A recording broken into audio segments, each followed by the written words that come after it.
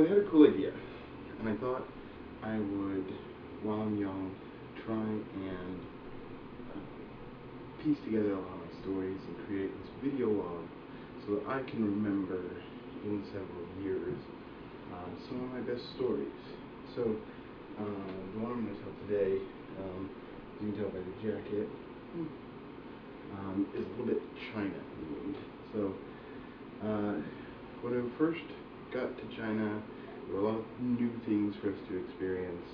The very first day that we were there, there was a group of 18 students and two adults, both teachers, and we arrived maybe 8 in the morning. We get to our hostel, and they tell us they're going to give us this panoramic tour of Beijing by bus, which to most of the other students sounded like a great thing, because they wanted to see the city. It was going to be a nice little 2-hour overview. But I had been on a bus tour before.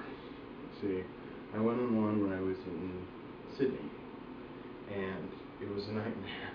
The tour scheduled for 2 hours ended up lasting nearly 3, and it was terribly boring, and the windows on the bus were dirty, so you couldn't really take pictures. It just wasn't for me. So I told them, you know what, I'll do my own thing, you guys have fun.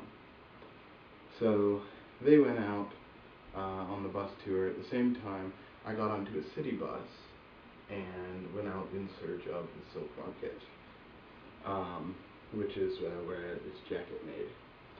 But yeah, so I get on the bus, and I just kind of rode the bus until I found a place that seemed busy. I didn't know any Chinese, and I didn't really have any sort of, you know, excellent pantomime skills. I mean, the best I could do was I had someone had written down for me in Chinese characters the name Silk Market. So I kind of had that, but even then I didn't really know how to tell them that I was trying to get there. So I get onto this bus, and it's a little packed, and the first thing I notice is that I get a lot of looks from people.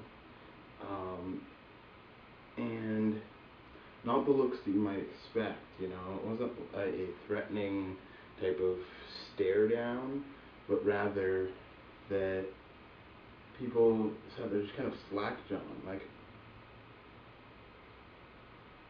they just kind of wanted to look, because they had never seen a black person before, which was an interesting thing. And I guess it was okay, and as soon as I got off at the busiest stop that I could find, which happened to be Tiananmen East Station. So I get off the bus, and I can see Tiananmen Square over here, and the Forbidden City to this side, and I can see the subway entrance. So I go to get on the subway, and I kind of show the thing to a few people, and I wait till I hear a few consenting voices. As soon as they all, I get 3 or 4 that tell me the same direction, I get on the train in that direction. So I get on the train, and it's packed, and like more packed than I've ever seen on any subway at all, ever. I mean, you've got people, a foot in either direction. It was, I couldn't believe that there were so many people so close, but when in Rome, so I jump on the thing. Well, I'm supposed to go 4 station stops. We go one, a few people get off, a few people get off. The next station is a transfer station. So we have about 40 people get off, and about 100 try to get onto the train. So we're completely smashed up, like body to body, with everyone all around me. And I just start laughing, because I thought this was some sort of joke. Like maybe I'm on a game show or a reality show, and they think it would be funny to screw with the American. But as I look around, there's no camera crew, there's no nothing. It just, that's the way it is, and that's the way they do it.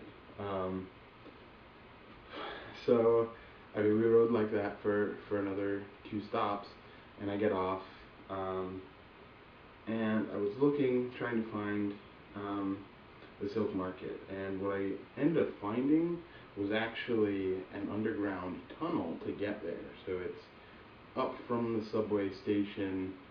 There's just like this massive room, and it's filled with shops, and it's the type of thing that I was expecting to find. Only it wasn't the Silk Market. So as I searched around these things and was looking, and I found a place where I could order this and negotiate.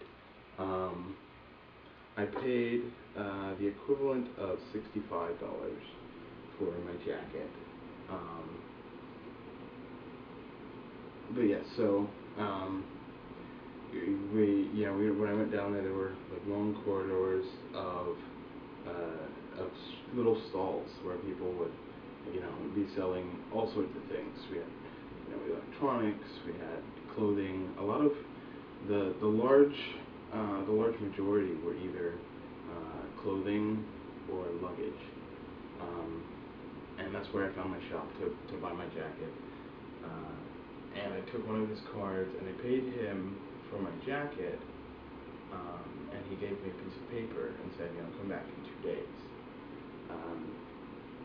So I kind of wandered around for a little bit longer and, walk throughout the city and just, I get to the edge of a street and say, okay, left, right, or center, and kind of wandered for a while, and I found some really neat stuff. I have some really great pictures from it.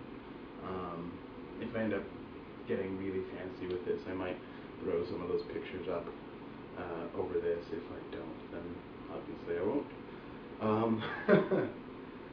But yeah, that was a really interesting day.